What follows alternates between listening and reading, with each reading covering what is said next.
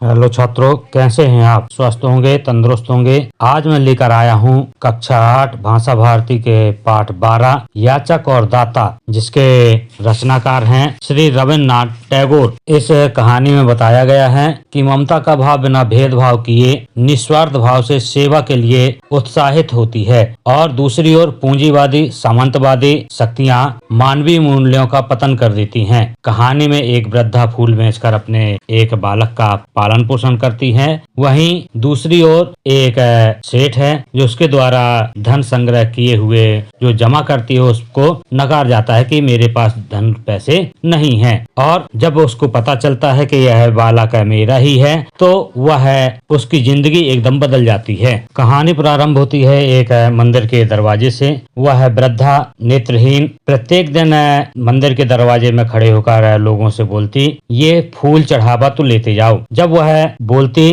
तो उसकी मीठी वाणी से दर्शनार्थी आकर्षित होते और उस वृद्धा से वो पुष्प लेकर ईश्वर को अर्पित करते और उसके बदले में कुछ रुपए पैसे उसकी झोली में डाल देते थे। सुबह से शाम तक वह यही कार्य किया करती थी और जो भी दिन भर पुष्प बेचने के उपरांत उसे मिलता था ईश्वर का धन्यवाद देती और वह अपनी झोपड़ी की ओर चल पड़ती थी। जैसे ही वह झोपड़ी में पहुंचती थी, एक 10 वर्षीय बालक उछलता कूदता उसके पास आता और उसके गले से लग जाता। वृद्धा उसे टटोलती, दुलार करती, माथे को चूमती और ऐसा लगता है कि सारा प्यार उस पर उड़ेलने की कोशिश कर रही है। अब बात ये होती कि बच्चा कौन है, कहाँ से आया, ये किसी को भी कोई जानकारी नहीं थी। हुआ क्या कि कुछ वर्ष पूर्व संध्या के समय एक बालक उसकी गोद में रोता हुआ दिखाई दिया। असहाय और रोते बालक को जब वृद्धा ने अपनी गोद में बैठाया तो ऐसा लगा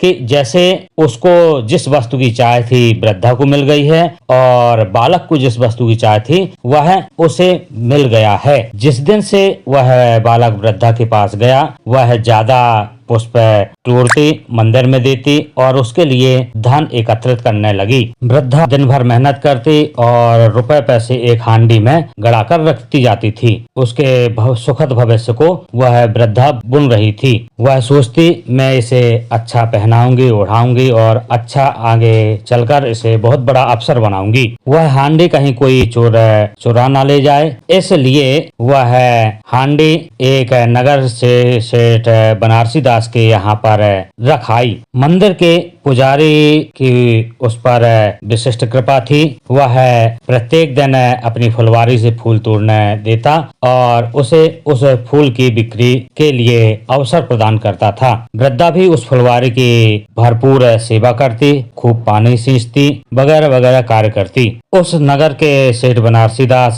की ख्याति देश देवभक्त धर्मात्मा के रूप में फैली हुई थी। उसके यहाँ पर जरूरतमंदों की भीड़ लगी रहती थी। कुछ कर्ज लेने आते थे तो कुछ कर्ज चुकाने के लिए आते थे, पर न जाने क्यों वृद्धा उसके यहाँ पर अपने रुपए पैसे जमा करने से हिचकिचा रही थी। उसे लगा कि कहीं कोई चोर न चुरा ले जाए, तो वह सेठ के पास अपना धन जमा करने पहुंच गई। जब वह पहुंची तो सेठ बनारसी दास ने पूछा, क्या है बुढ़िया? तो वह वृद्धा अपनी हांडी सेठ की ओर आगे करते हुए बोली, सेठ जी इसे जमा कर लीजिए, मैं इसे कहाँ रखती फिरूंगी। तो सेठ पूछता कि इसमें क्या है? सेठ ने हांडी में देखा और कहा कि क्या है इसमें? तो वृद्धा कहती है, इसमें मेरी मेहनत मजदूरी किए हुए पैसे हैं, चोर चुरा ना ले जाएं, इसलिए मैं आपके पास रखने आई हूँ, जब जरूरत होगी तो ले जाऊंगी। सेठ ने इशारा करते हुए अपने मुनीम से कहा कि इसको उसी वही खाता में जमा कर लो।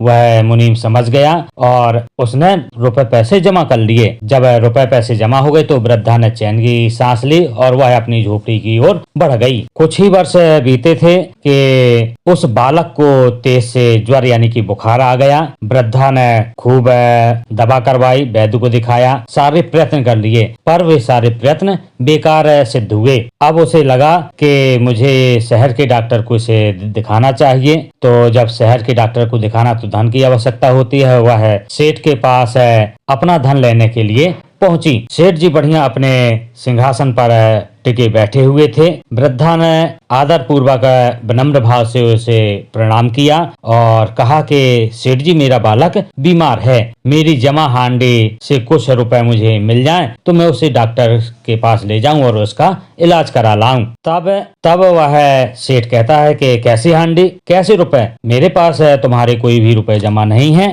कठोर स्वर में झल्लाते हुए कहते हैं और अपने पहरेदार से कहते कि मुझे तो याद नहीं है कि यह पहले जमा रुपए कर गई है कि नहीं, पर मुनीम जी थोड़ा सा देखिए, कुछ इसका जमा है क्या। मुनीम जी ने सेठ जी के रहस्यमयी दृष्टि को समझा और पन्ना पलटाता रहा बही खाते के। उस कहा कि सेठ जी, इसके नाम भी तो कुछ जमा नहीं है। वृद्धा फूट फूट कर रोने लगी और वह सेठ से दया करने के लिए गुहार लगाती रही। सेठ जी, मेरा बच्चा ठीक हो जाएगा तो मैं आपके जीवन भर गुण गाऊंगी। परंतु वह सेठ है पत्थर दिल इंसान। वह कहता है कि कल मरता हो तो आज मर जा, और अपने सेवकों को बुलाता है और इसे बाहर भगाने के लिए कहता है। इस पर भी वृद्धा सेठ से कहती है कि चलो जो हुआ ठीक है, पर भगवान तुम्हें बहुत दे।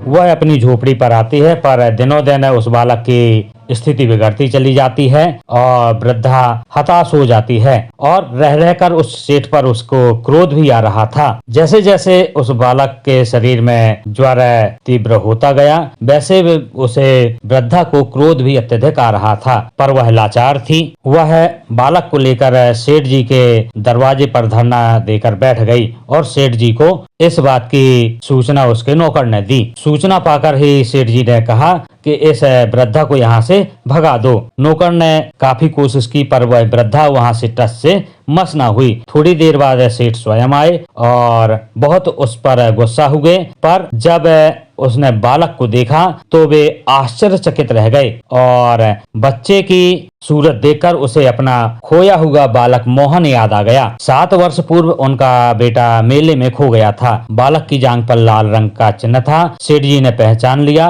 और एकाएक चिल्ला उठे, यह अपना ही मोहन है। इसके साथ ही तुरंत वृद्धा से मोहन को छीनकर अपने कलेजे से लगाते हुए अपने घर के अंदर ले जाता है। नौकरों से तत्काल कहता है कि डॉक्टर को बुलाओ। डॉक्टर आते हैं और वह वृद्धा बाहर चिल्ला रही थी कि मेरे बच्चे को मुझे वापस कर दो, वह मेरे दिल का टुकड़ा है, उसे मुझसे मत छीनो। तो अब होता क्या है कि वह वृद्धा अपने घर चली आती है। डॉक्टर ने काफी उसका इलाज किया, परंतु उसका बुखार ज्वर ठीक होने का नाम नहीं लेता था। थोड़ा आराम मिलता वह उठता और माँ माँ पुकारता। सभी दवाएं बेकार थी। सेठ को उसी वृद्धा की याद आई। वह वृद्धा के पास जाता है। अब सेठ यहाँ पर याचक बन के जाता है और वृद्धा क्या हो जाती है, दाता होती है।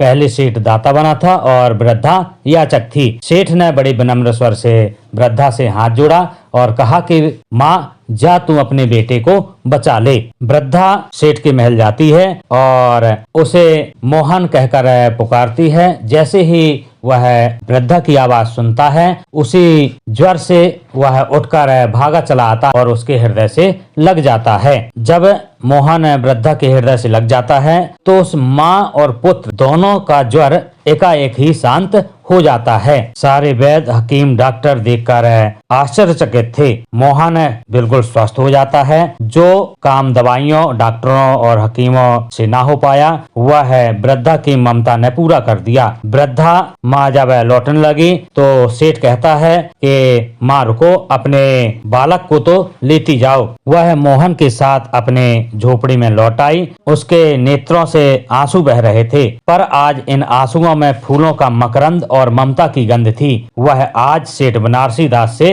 महान हो गई थी। सेठ याचक था और वह दाता हो गई। यह कहानी रविन्द्रनाथ ठाकुर की कहानी भिखारिन पर आधारित है। यदि आपको मेरा यह वीडियो पसंद आया हो, अच्छा लगा हो, लाइक, शेयर, सब्सक्राइब करना ना भूलें। जय हिंद, जय भारत।